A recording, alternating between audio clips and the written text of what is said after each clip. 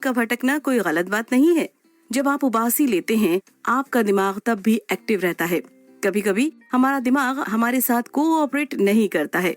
हम सभी किसी बोरियत भरी सिचुएशन में डे ड्रीमिंग करते हैं, जैसे किसी ट्रैफिक में फंसने पर, किसी बोरिंग असेंबली में दिन भर लाइन लगाकर खड़े रहने पर। वहीं दूसरी तरफ हमारा भटकता हुआ मन बहुत ज्यादा चिड़चिड़ा हो जाता है, जब हम चाहते हुए भी किसी टास्क पर फोकस नहीं कर पाते हैं। लेकिन ऐसा क्यों होता है कि हमारा माइंड एक ही जगह फिक्स्ड हो जाता है?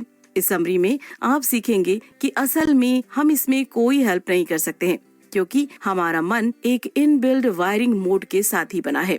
अगर देखा जाए तो ये एक बहुत बड़ा डिसएडवांटेज है। क्या ये बेहतर नहीं होता अगर हम हमेशा अलर्ट रहते? कैसा होता अगर हमारा मन कहीं भटकता ही नहीं? इस समरी में आप देखेंगे कि हमेशा सतर्क रहने के बजाय भटकाव के भी कुछ फायदे हैं। इसके अलावा आप जानेंगे ऐसे पुरुषों के बारे में जो कि एक अनंत वर्तमान में फंसे हुए हैं। क्यों आपकी बचपन की कुछ कीमती यादें गलत भी हो सकती हैं, और किस तरह से किसी और के माइंड में भटकने के लिए आपको साइकिल नहीं होना है। क्या आपके साथ कभी ऐसा हुआ है कि आप इंटेंशन से अपनी डेस्क पर बैठे हों कि कुछ काम करेंगे, लेकिन आपका मन किसी और ही डायरेक्शन में जाता है? जब कभी भी ऐसा होता है तो ये मत सोचिए कि आपका ब्रेन काम करने के लिए बहुत हार्ड है। जब आपका मन भटकता है तब वो फोकस या कंसंट्रेट करने के लिए लगने वाली आसपास की सारी एनर्जी यूज कर लेता है। ऐसा सिर्फ इसीलिए होता है क्योंकि जब आपका दिमाग किसी स्पेसिफिक टास्क पर फोकस करता है तब दिमाग के कुछ हिस्से ही एक्टिव रहते हैं, लेकिन जब आपका मन भटकने लगता है तब उसका डिफॉल्ट मोड नेटवर्क सक्रिय हो जाता है। ये नेटवर्क ब्रेन के आसपास बहुत सारे रीजन्स में फैला हुआ है, जो कि बहुत ज्यादा डायरेक्शन में शामिल नहीं होता है, जबकि जो आपके सामने होता है उसी पर फोकस करता है। लेकिन फैले होने के बावजूद भी हमारे दिमाग में बहुत सारी एक्टिविटीज चलती ही रहती हैं। आप अपने दिमाग को एक छोटे से गांव की तरह देख सकते हैं। जब किसी छोटे से गांव में कोई इवेंट होता है तो उस गांव के सभी लोग एक ही जगह इकट्ठा हो जाते हैं, लेकिन इसके बाद जब सभी अलग अलग अपने काम की तरफ चले जाते हैं तब भी वहां पर उतनी ही एक्टिविटी देखने को मिलती है। ये सिर्फ ऐसा है कि पूरे गांव में उन्हें बांट दिया गया है। ऐसा ही कुछ होता है जब आपका मन भटकने लगता है, तो ऐसा कह सकते हैं कि भटकते हुए मन के कुछ डिसएडवांटेज हो सकते हैं, लेकिन ये पूरी तरह से बुरा है ऐसा नहीं कहा जा सकता है। ये सच है कि भटकता हुआ मन आपको आपके टास्क को पूरा करने में डिस्ट्रैक्ट कर देता है, और रिसर्च में भी यही कहा गया है कि ये हमारी खुशियों में कमी और समय पहले बुजुर्ग बना देता है। लेकिन रुकिए, ये एक क्रिएटिव सोच के लिए मन का भटकना भी महत्वपूर्ण है, जो कि इन्वेंटर और आर्टिस्ट को एक बेहतर चीज बनाने की अनुमति देता है। क्योंकि जब आपका मन बहने लगता है तब ये आपका साथी बन जाता है और ऐसे कनेक्शन और प्रॉब्लम के सॉल्यूशन ढूंढता है जो शायद छुपे ही रह जाते। आगे हम देखेंगे कि हमारी मेमोरी कैसे तय करती है कि भटकता हुआ मन कहाँ जाता है। चैप्टर 2, जब हमारा मन भटकता है तो ये हमारे मेमोरी के 3 लेवल का इस्तेमाल करता है। आप देखेंगे कि जब भी आपका मन भटकता है तो ये पास्ट एक्सपीरियंस के बारे में सोचता है या फिर आने वाले फ्यूचर की चिंता में रहता है। जब ये वापस आता है तब ये भटकाव हमारी मेमोरी के 3 हिस्सों पर टिका होता है।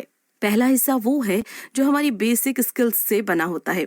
हमारा भटकता हुआ मन हमारी सिंपल एबिलिटी जैसे कि चलना, बोलना या लिखना से ही जुड़ा होता है।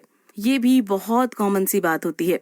जब हम जागते हुए सपने देखते हैं, जैसे कि हम कोई म्यूजिकल इंस्ट्रूमेंट बजाना चाहते हैं या कोई टैलेंट दिखाना चाहते हैं या फिर किसी फॉरेन लैंग्वेज में इन्फ्लुएंस चाहते हैं, जब हमारा माइंड ऐसा नहीं सोच पाता है तो हम नाखुश हो जाते हैं। ये हमें मेमोरी के दूसरे लेवल तक ले जाता है, जो कि है नॉलेज। मेमोरी का ये लेवल है जिसमें सभी भाषाओं के शब्द, डेटा, यहाँ तक कि लोगों की इंफॉर्मेशन और आपके द्वारा देखी गई जगहों को भी शामिल करता है। यहाँ पर सबसे ज्यादा क्रिएटिव रूप से मन का भटकाव होता है, जहाँ हम एक बहुत बड़े नॉलेज के भंडार के साथ कनेक्शन बनाते हैं। चाहे आप कोई बुक लिख रहे हो या दिन में कोई सपना देख रहे हो, आपका मन भटक सकता है और आपके नॉलेज के भंडार में से कोई भी एक नई दुनिया क्रिएट कर सकता है। इसका सीधा सा मतलब ये है कि जितना भी हमने आज तक देखा, सुना, समझा, महसूस किया है, वो सब कुछ हमारे दिल और दिमाग में महफूज रहता है, और यही वजह होती है कि हमारा मन भटकता है। आप इस सिचुएशन में खुद को ऐसी जगह भी सोच सकते हैं जहां आप कभी गए ही ना हो, जैसे किसी बड़े पहाड़ पर चढ़ना या उसे पार करना। ये हमें हमारे थर्ड और आखिरी मेमोरी लेवल पर ले जाता है, जो कि है एपिसोडिक मेमोरी। ये एक बहुत ही स्पेशलाइज्ड लेयर होती है जो कि सटीक और संबंधित पलों को सहेज कर रखती है। ये ऐसा है जहां पर आपका मन आपके साथ घटित हुई घटनाओं को रिकॉल करते हुए भटकता है। ये पल बहुत ही ज्यादा पर्सनल होते हैं। ये पल उनमें से एक होते हैं जिसमें आप खुद को समझते हैं और अपनी पहचान करते हैं। कुछ यादें ऐसी भी होती हैं जो समय के साथ जितनी पुरानी होती जाती हैं उतनी ही बढ़ती जाती हैं। ऐसा आप तब फील करते हैं जब आप अपना कोई पुराना फोटोग्राफ देख रहे हों और आपका मन उन्हीं पुराने दिनों में भटक जाए। इन सभी अलग अलग लेवल के भटकाव के साथ ये आश्चर्यजनक नहीं होगा कि हमारा मन बहुत सारी फ्रीक्वेंट यात्राएं कर लेता है। हमारे साथ हुई कुछ अजीब घटनाओं की यादें हमारे मन के भटकने पर असर करती हैं। क्या आपने कभी अपने मन को इस बात की अनुमति दी है कि वो अपने पुराने बचपन के दिनों में जाए और अच्छी यादों के बारे में सोचे? क्या आप उस दर्द के बारे में इमेजिन कर सकते हैं कि आप अपनी उन बचपन की यादों को भूल रहे हैं? जिन लोगों को अमनेसिया होता है वो पुरानी बातों को भूल जाने का एक्सपीरियंस करते हैं। अमनेसिया के कुछ केसेस में तो ये भी रिजल्ट देखने को मिलता है कि वो इंसान नई मेमोरी बनाने में भी सक्षम नहीं रह पाता है। लेकिन इन दोनों ही केसेस में हमारा मन पास्ट और प्रेजेंट के बीच भटकने में पेयर नहीं बना पाता है। हेनरी मोलेसन का एक फेमस केस है। वो 27 साल के हैं और एक ऑपरेशन से गुजरे हैं। इसके बाद वो कुछ भी नया सीखने में सक्षम नहीं रहे। भले ही उन्हें ऑपरेशन से पहले की सब बातें याद हैं, लेकिन अब वो कोई भी बात याद नहीं रख पाएंगे। उनका दिमाग परमानेंटली एक ही प्रेजेंट टाइम पर रुक गया है। अब जब वो 60 साल के भी हो जाएंगे तभी उन्हें लगेगा कि वो अभी भी 34 के आसपास के हैं। लेकिन मेमोरी प्रॉब्लम का कारण हमेशा दिमागी तबीयत का बिगड़ना नहीं है। हम सभी कुछ फॉल्स मेमोरी क्रिएट करने में कैपेबल होते हैं, जो कि हमारे मन के भटकने को इफेक्ट कर सकता है। यह आंशिक रूप से होता है क्योंकि हमारी यादें परमानेंटली स्टोर नहीं होती हैं। जैसे कि हम कोई मूवी को दोबारा देखते हैं, तब हर बार हम कोई ऐसी मेमोरी बनाते हैं जिसे मिटाने की भी एबिलिटी हम में होती है। अमेरिकन साइकोलॉजिस्ट एलिजाबेथ लॉफ्टस ने अपने एक एक्सपेरिमेंट के बारे में बताया कि ये बिल्कुल पॉसिबल है कि लोगों के दिमाग में फॉल्स मेमोरी को सेट किया जा सके। उन्होंने अपने एक्सपीरियंस के बारे में बताया, हम उन सवालों के जवाब भी याद रखते हैं जो असल जिंदगी में कभी हुए ही नहीं। इस तरह के केसेस में ऐसा देखा गया है कि जैसे आप किसी सुपरमार्केट में खो जाते हैं, लेकिन ये आपकी नहीं किसी और की कहानी होती है, क्योंकि हमारी यादें लगातार बदलती रहती हैं। क्या ये पॉसिबल है कि हमारा मन उस घटना के लिए भटक सकता है जो कभी हुई ही नहीं? यहाँ मेमोरी हमें इतना रियल फील करवाती है कि ये लाई डिटेक्टर टेस्ट को भी मात दे सकती है। आगे हम देखेंगे कि किस तरह से हम किसी और व्यक्ति के मन में भटक सकते हैं। ये हमारे लिए किस तरह अच्छा साबित होता है। चैप्टर 3, हम दूसरों के दिमाग में भटक सकते हैं, लेकिन उनका साइकिक पावर से कोई संबंध नहीं है। किसी के दिमाग में क्या चल रहा है ये जानने के लिए हमें किसी भी क्रिस्टल बॉल को घुमाने की जरूरत नहीं है, जबकि हम ये उस समय कर सकते हैं जब हमारा मन किसी पर्टिकुलर डायरेक्शन में भटक रहा हो, जो हमें बताती है कि सामने वाले के दिमाग में क्या चल रहा है। ये कोई मानसिक शक्ति नहीं होती है, ये हमारे ऑब्जर्व करने की शक्ति होती है, जो हमें ये जानकारी देती है कि ये एबिलिटी हमारे दिमाग के उसी पार्ट से आती है जहाँ से हमारा मन भटकता है। Default mode network. For example, एक स्टडी में बताया गया है कि एक रिसर्च में एक लोगों के ग्रुप को सिनेरियो ऑफर किया गया जहां जॉन की मुलाकात एमिली से हुई। एमिली को जॉन ने बताया कि वो पोर्श ड्राइव करता है, लेकिन वो एक्चुअली में सिर्फ फोर्ड ड्राइव करता है। एमिली, जो कि कार के बारे में ज्यादा नहीं जानती है, कैसे रिएक्ट करेगी? जो लोग इस पर स्टडी कर रहे थे उन्होंने इसके बारे में सोचा और सहमति से सही आंसर पर पहुंचे। एमिली के पास फॉल्ट बिलीफ होगा और वो सोचेगी कि फोर्ड ही असल में पोर्श थी। दिमाग में सेंसस ने ये बताया कि वो एक डिफॉल्ट मोड नेटवर्क था, जो कि उस समय एक्टिव था जब पार्टिसिपेंट अपने आंसर के बारे में सोच रहे थे। तो अब हम कह सकते हैं कि ये पॉसिबल है कि किसी और के दिमाग को फिगर आउट किया जा सकता है और उसी के अनुसार सोचा जा सकता है। किसी और के दिमाग में भटकने से हम ये निर्धारित कर सकते हैं कि वो किसी सब्जेक्ट के बारे में क्या जानते हैं और क्या नहीं, जो हमें उचित रूप से प्रतिक्रिया देने में हेल्प करता है। हम ये भी डिटरमाइन कर सकते हैं कि हमारे सामने वाला हमारी किस बात पर हमें अपमानित कर सकता है, जैसा कि एमिली के साथ हुआ। अगर यही किसी पब्लिक प्लेस पर होता तो एमिली को शर्मिंदगी महसूस होती, तो हम उसको डायरेक्ट हेल्प कर सकते हैं ये बताकर और उसे शर्मिंदा होने से बचा सकते हैं। कोई कहानी सुनाना मन के भटकने का एक एसेंशियल फॉर्म होता है, जो कि हमें खुद ही बहुत सालों पीछे ले जाता है। हालांकि हम अपनी तरह के लोगों के साथ काफी कुछ शेयर करते हैं, जिसमें हमारा सोशल बिहेवियर भी शामिल होता है।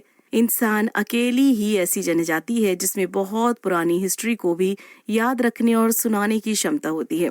हम अपने मन को बहने देते हैं और फिर बहुत सारी अलग अलग वैरायटी की स्टोरीज को अलग अलग वजह के साथ लेकर आते हैं। शिकार के समय में चलते हैं। पहले जमाने में हम आपस में स्टोरी शेयर किया करते थे, जो कि कुछ इम्पोर्टेंट इन्फॉर्मेशन को बताने के लिए हुआ करती थी। कुछ जनजातियां आज भी ऐसा ही किया करती हैं। वो अपने शिकार करने की टेक्निक को आपस में स्टोरी के थ्रू शेयर करते हैं, जैसे कि उन्होंने किस तरह से जोखिम उठाकर ये शिकार किया था और अपना भोजन प्राप्त किया था। आज भी हमें बच्चों को जब कुछ सिखाना होता है तो हम स्टोरी का ही सहारा लेकर उन्हें सिखाते हैं। हम उन्हें हमारे जमाने में किए गए संघर्षों के बारे में भी कहानी के द्वारा ही बताते हैं।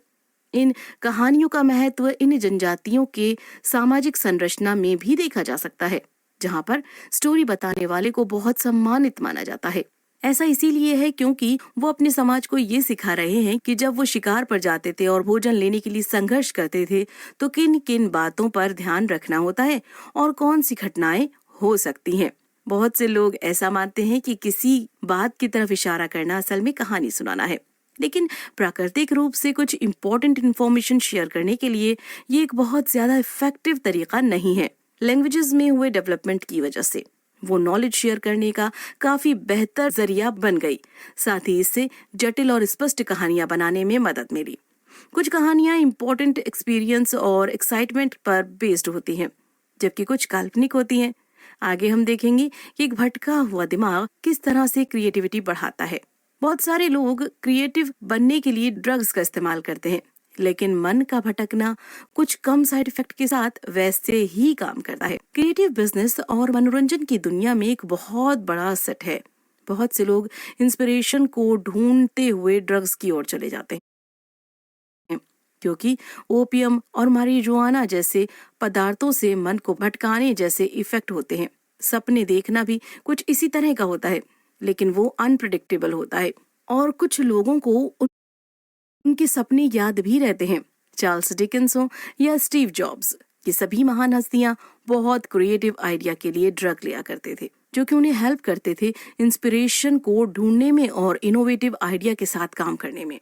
विंस्टन चर्चिल, जेम्स और MS हेमिंगवे द्वारा अल्कोहल यूज की जाती थी, लेकिन इस तरह के ड्रग्स के बहुत सारे साइड इफेक्ट्स भी होते हैं, जैसे कि एडिक्शन। क्रिएटिविटी को भटकते मन से इंस्पायर करने का सबसे आसान और सेफ रास्ता है इंक्यूबेशन। इंक्यूबेशन का प्रोसेस है जहां पर आप अपनी थिंकिंग में क्रिएटिविटी लाने के लिए काम करते हैं। ये एक जरिया जो आपके इंस्पिरेशन और क्रिएटिविटी के बीच होता है। क्रिएटिविटी को इंस्पायर करने का सबसे सुरक्षित तरीका है भटकता हुआ दिमाग, और ये पूरी प्रोसेस इंक्यूबेशन के जरिए होती है। इनका ये मतलब है कि हमारी क्रिएटिविटी को डेवलप करने का सबसे बेस्ट आइडिया है डिफॉल्ट मोड नेटवर्क। हम सभी जगह अपना अटेंशन फोकस कर रहे हैं। एग्जाम्पल के लिए एक एक्सपेरिमेंट में ये सामने आया कि लोगों ने एक क्रिएटिव टास्क में अपना बेस्ट परफॉर्मेंस दिया। जब उन्हें एक ब्रेक दिया गया, इस ब्रेक में उनके मन को भटकने का मौका दिया, उनके डिफॉल्ट मोड नेटवर्क को एक्टिवेट होने का मौका दिया, और इसके बाद वो फिर से अपनी क्रिएटिव टास्क की तरफ इंस्पायर हुए और फिर अच्छा परफॉर्म करने लगे। वहीं दूसरी तरफ वे पार्टिसिपेंट्स जिनको ब्रेक में अपनी मेमोरी को यूज करने को कहा गया, जब वो परफॉर्म करने आए तो उन्होंने बहुत ही बुरा परफॉर्म किया। ये इसीलिए हुआ क्योंकि उन्हें अपने मन को भटकाने का मौका ही नहीं मिला और अपने आइडिया को इंक्यूबेट नहीं कर पाए। कहने का मतलब ये है कि लगातार फोकस करते हुए एक ही काम को जब हम करते रहते हैं, तब हमारा इंस्पिरेशन उस काम को लेकर थोड़ा डाउन हो जाता है। जब थोड़ा ब्रेक लेकर दोबारा हम इस काम को शुरू करते हैं, तब हम फिर से इसे अपना पूरा 100% दे पाते हैं। आखिर में यही कहा जाएगा कि आपको क्रिएटिव होने के लिए किसी भी तरह के नशे की जरूरत नहीं है। अपने मन को भटकने दीजिए। कुल मिलाकर मन का भटकना कोई बुरी बात नहीं है। जब आपका मन भटकता है तो इसका मतलब ये नहीं है कि वो पूरी तरह से काम करना बंद कर चुका है।